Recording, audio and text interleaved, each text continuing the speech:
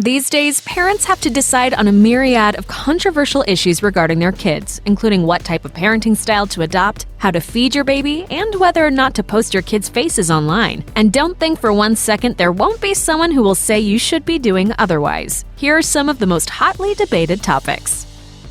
Attachment parenting.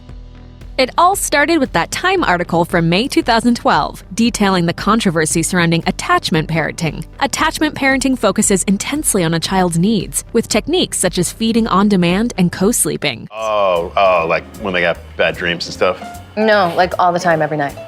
What? Why would you do that? Critics of attachment parenting worry that it keeps children from becoming independent because they appear to always be attached to their parents. Clinical Director of Dairy and Wellness David Azell says, "Letting go is the primary objective of parenting, and not doing so makes the parent-child relationship about you as opposed to them. We teach children to walk, and then to walk away. The latter is much harder to do." Your kid's BFF. Everyone wants to be the parent our child can come to with anything, but Azell says kids depend on parents for limits. And while they may have lots of friends, you and your partner are likely the only parents they'll ever have. Azell shares, although it does not always feel good to enforce rules or solve your child's problem, in the long run, it's best for everyone in the family. Harassment.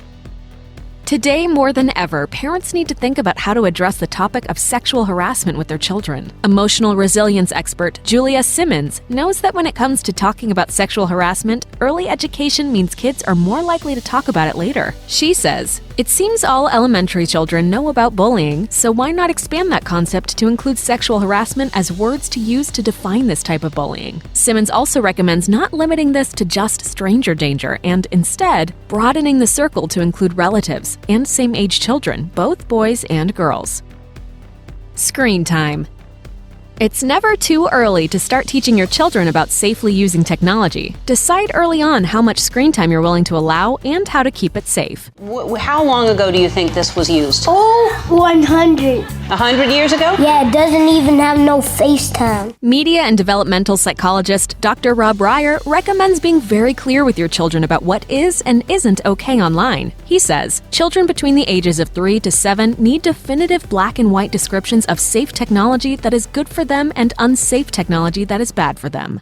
Now that I've gotten on the internet, I'd rather be on my computer than doing just about anything. It's really cool. He says kids 8 to 12 will be more interested in pursuing technology, like their friends, so take the time to help them decide for themselves what's good and what's bad. Bottle versus breast.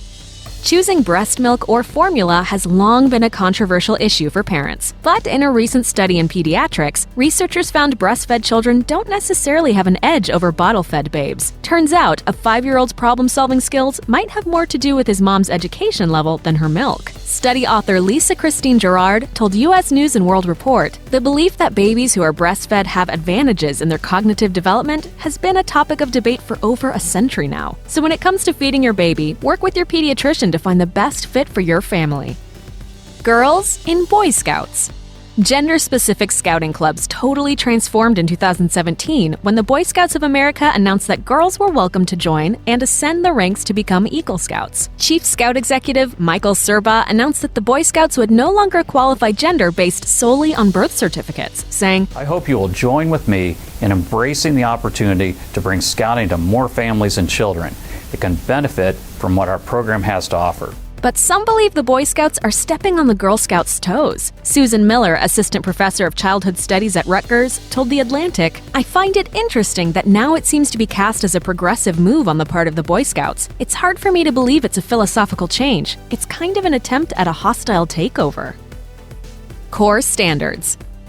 One phrase sends chills down the backs of parents of school-aged children: Common Core. The standardization for math and English, or what kids should know by the time they finish each grade. Many schools have adopted these standards, and educators' opinions are mixed. The main concern is that these standards encourage testing young children very early, maybe too early. Dr. Alvin Rosenfeld, author of The Overscheduled Child, told Forbes that kids' skill levels vary greatly and may not reflect their later successes. He says, "Some Some kids who are reading Harry Potter at 4 end up as career baristas. Others can't read till they're much older, and they turn out to be highly successful as adults. Before choosing a school, research their teaching philosophy so that your child will be learning the best they can, and you'll both be feeling great about it.